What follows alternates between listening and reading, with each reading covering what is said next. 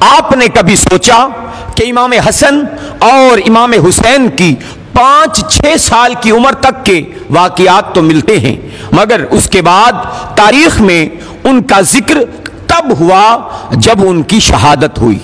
کئی نامور اصحاب جیسا کہ حضرت سلمان فارسی کہ جس کے بارے میں نبی کریم نے فرمایا کہ اگر علم ثریا ستارے پر بھی ہو اہل فارس وہاں پہنچ جائیں، حضرت ابو ذر کہ جنہیں زمین پر سب سے سچا انسان قرار دیا، حضرت مقداد کہ جن کی جنت مشتاق ہے، حضرت ابو ایوب انصاری کہ جو نبی کریم کے مدینہ میں میزبان تھے، حضرت جابر بن عبداللہ انصاری کہ جو نبی کریم سے لے کر ان کی 5ویں نسل تک حیات رہے، حضرت عمار بن یاسر کہ جن کی شان میں آیات نازل ہوئی، حضرت بلال حبشی کہ جو مؤذن رسول تھے۔ تاریخ ان کے بارے میں مکمل خاموش نظر آتی ہے۔ ایسا لگتا ہے کہ جیسے نبی کریم کے وصال کے بعد وہ اس دنیا سے غائب رہے اور بس شہادت یا وفات کے وقت دنیا میں کچھ دیر کے لیے آئے۔ آخر کہیں تو کچھ غلط ہوا ہے کہ ان شخصیات کا ذکر کرنا عیب سمجھا گیا، اور دوسری طرف جو افراد نبی کریم کے وصال سے 2 سال قبل مسلمان ہوئے ان کی سوانح عمری سے تاریخ بھری نظر آتی ہے۔ نبی کریم کے وصال کے بعد ایسا کیا ہوا کہ ان کی آل اور بہت سے اصحاب کو تاریخ نے مکمل نظر انداز کر دیا؟ کہاں کچھ غلط ہوا کہ نبی کریم کے وصال کے بعد ان کی آل کے کسی بھی فرد کی طبعی وفات نہ ہوئی؟ تمام قتل ہوئے، اور قاتل بھی وہ کہ جو ان کے جد کا کلمہ پڑھتے نہیں تھکتے تھے۔ آج 14 صدیاں بعد بھی ہم جانتے ہیں کہ حسن و حسین جنت کے سردار ہیں۔ ایسا کیا ہوا کہ جنت کے طلبگاروں نے سرداروں کو انتہائی اذیت کے ساتھ قتل کر دیا؟ مورخ نے آخر ان تمام ہستیوں کو اتنا غیر اہم کیسے سمجھا کہ تاریخ اسلام میں ان کا حصہ ایک صحابی جتنا بھی نہیں رکھا؟ کربلا اچانک نہیں ہوئی، ایک طویل نفرت تھی جو دلوں میں پنپ رہی تھی۔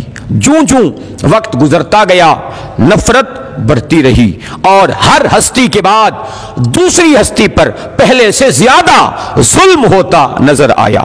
اتنی نفرت کہ اس مقدس گھرانے کی مطہرات پر ظلم کرنے سے بھی نہ چوکے۔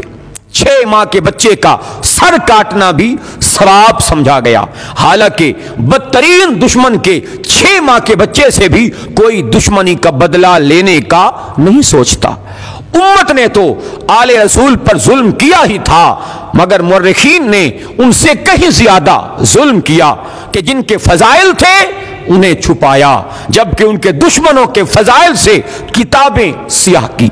واقعہ مباہلہ میں بنص قرآن 5 ذوات مقدسہ میدان میں توحید کے گواہ بن کر پیش ہوئے، اور قرآن مجید نے انہیں صداقت کی سند عطا کی۔ واقعہ مباہلہ کے کچھ مدت بعد ان 5 ہستیوں میں بزرگ ترین ہستی کا وصال ہوا تو جنازے میں کتنے کلمہ گو تھے؟